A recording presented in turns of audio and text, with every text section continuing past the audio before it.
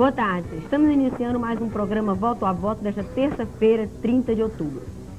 O senador João Calmon, do PDS do Espírito Santo e presidente por 5 vezes consecutivas da Comissão de Educação do Senado da República, visitou o Piauí para conhecer o projeto educacional de Dom Inocêncio, que é projeto do Padre Lira. Em entrevista ao Voto a Voto, ele falou sobre também a problemática da educação no Brasil. Vamos ver. Fui para o Piauí para atender a um convite que muito me desvaneceu e que partiu do Padre Lira, prefeito de Dom Inocêncio, que realiza naquele município uma obra educacional realmente notável. É pena que o Brasil todo ainda não tenha dado o relevo que esta obra extraordinária merece. Já foi publicado um livro na Inglaterra sobre a obra educacional do Padre Lira. É este livro, Um Homem contra a Seca. É de uma autora inglesa que visitou o município de Dom Inocêncio e ficou profundamente impressionada com as realizações do Padre Lira. Mas ele não se limita, ao contrário do que se poderia concluir do título desse livro, ele não se limita a enfrentar os efeitos calamitosos da seca. A luta dele não é apenas contra a seca, é principalmente contra a ignorância, contra o analfabetismo. E a obra que ele tem realizado o credencia a admiração e a gratidão, não apenas dos piauienses, mas de todos os brasileiros. Eu voltei dessa visita a Dom Inocêncio em companhia desse magnífico homem público que é o deputado Atlas Lira, que tanto defende na Câmara dos Deputados e no Congresso Nacional os interesses da sua terra natal, o Piauí, e recolhi uma impressão realmente indelével, inesquecível. Quando eu chegar a Brasília, e como presidente pela 5ª vez da Comissão de Educação do Senado Federal, eu vou apresentar a meus colegas um relatório minucioso sobre essa extraordinária obra do Padre Lira. Eu acho que o exemplo dele deveria ser imitado pelo resto do Brasil. O Brasil é um país que tem ainda um alto índice de analfabetismo. Eu gostaria que o senhor comentasse a respeito da universalização do alfabetismo no Brasil. Este é um quadro melancólico. O Brasil tem a 5ª economia do mundo. E, no entanto, o Brasil está colocado abaixo de 79 países em dispêndios públicos com educação em relação ao produto interno bruto. O Brasil ainda tem cerca de 20 milhões de analfabetos, tem 7 milhões de crianças que nem sequer têm ingresso na primeira série do ensino fundamental. Quase 82% das crianças não terminam a escola de 1º grau, sendo, portanto, consideradas, de acordo com os critérios dos países desenvolvidos, funcionalmente analfabetas. E nosso país não se emociona diante dessas cifras tão aterradoras e tão vergonhosas. Agora mesmo, o atual presidente lançou um programa ambicioso, programa de alfabetização e cidadania, que tem como objetivo eliminar o analfabetismo e universalizar o ensino fundamental nos próximos 10 anos até o início do próximo século. Vamos ver se esse programa realmente vai alcançar êxito, porque programas anteriores, lançados com a mesma finalidade, fracassaram.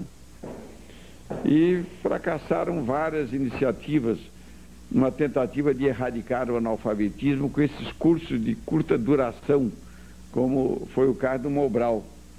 E a experiência mundial proclama que cursos de alfabetização de curta duração não valem nada, porque levam inevitavelmente à regressão ao analfabetismo.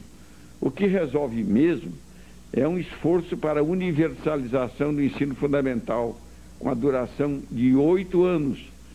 E esse esforço não pode ser apenas do governo, nos 3 níveis, governo federal, estadual e municipal.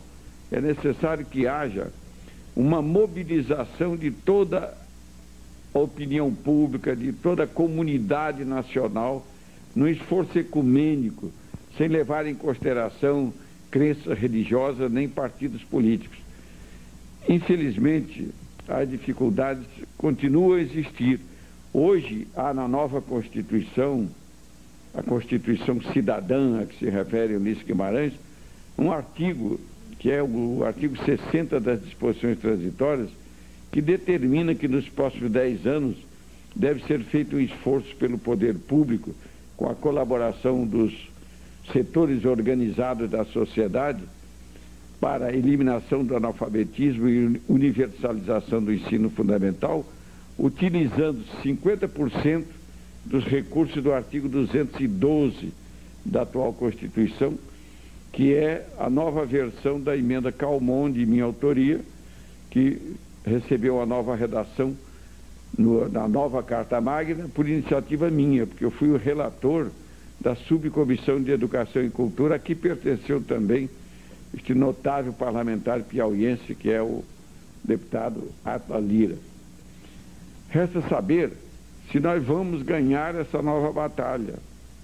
E não é fácil, porque recentemente o presidente da República enviou para o Congresso Nacional uma lei de diretrizes orçamentárias, um projeto de lei de diretrizes orçamentárias. Eu incluí uma emenda nesse projeto, obrigando o governo federal a enviar ao Congresso, juntamente com a proposta de orçamento, uma demonstração minuciosa de como estava sendo respeitado o que determina o artigo 60 das disposições transitórias. Essa minha emenda foi aprovada por unanimidade e a lei de diretrizes orçamentárias foi devolvida então ao presidente da República para ser sancionada como foi. Mas foi sancionada com um veto do presidente, precisamente a este artigo, introduzido por mim, exigindo do governo federal essa demonstração concreta, minuciosa, do cumprimento do dispositivo da Constituição. Como as senhoras e os senhores telespectadores estão vendo, essa batalha da educação é extremamente difícil, porque a educação no Brasil nunca foi prioridade, desde o tempo em que o Marquês de Pombal proibiu que os jesuítas continuassem a ensinar. E desde essa época até hoje, uma minoria que é numericamente insignificante, mas politicamente é muito poderosa, tomou a decisão de não educar o povo, porque sabe que povo educado é povo consciente, que sabe lutar por suas reivindicações e sabe torná-las vitoriosas. Mas nós não devemos desanimar, devemos continuar lutando juntos para que finalmente esse Brasil universalize a educação fundamental e possa então ter um regime mais justo, mais humano, em que a riqueza não continue concentrada nas mãos dessa pequena, dessa insignificante minoria, mas muito poderosa. E o ensino universitário, o senhor acha que o número do aumento de vagas ocasionou declínio nesse sentido? É mais uma tentativa que o atual ministro da Educação está fazendo de aumentar o número de vagas, inclusive preenchendo as vagas com estudantes que não chegam a atingir nem a nota mínima que deve ser exigida. Eu tenho sérias dúvidas sobre o acerto dessa medida, porque, numa certa época, o estudante, ao fazer o vestibular, só podia entrar na universidade se obtivesse nota 6. Depois a nota foi baixando para 5. Depois foi baixando para 4. E agora, desde que tire nota 2 ou 3 e haja ainda vaga a preencher, o estudante entra na universidade. Eu creio que essa medida deve ser revista, porque vai contribuir para diminuir ainda mais a qualidade do ensino superior em nosso país. O senhor é um homem que o tempo todo se preocupou com o problema educacional do país. Quais são os seus projetos para tirar o Brasil dessa falência educacional que ele se encontra? Os meus projetos são numerosos, mas eles esbarram sempre na incompreensão, na insensibilidade de setores muito importantes da vida brasileira. Essa conspiração contra a educação, ela é quase invencível e ninguém se emociona com esses dados estarrecedores que há pouco eu comentava com um grupo de professoras que me deu o prazer da sua visita. Aqui no Nordeste há um estado muito conhecido, Alagoas, em que uma professora primária ganha por mês a metade do que ganha por hora um operário da indústria automobilística de São Paulo. Aqui mesmo, no Piauí, em outros estados dessa área sofredora do Brasil, os salários das professoras são salários ínfimos, salários desumanos, com agravante de que a professora, no contexto da sociedade brasileira, já teve um status social muito elevado. Nos meus recuados tempos de infância, a professora no interior era a personalidade de maior prestígio. Hoje, infelizmente, ela não tem mais tanta consideração da parte da comunidade.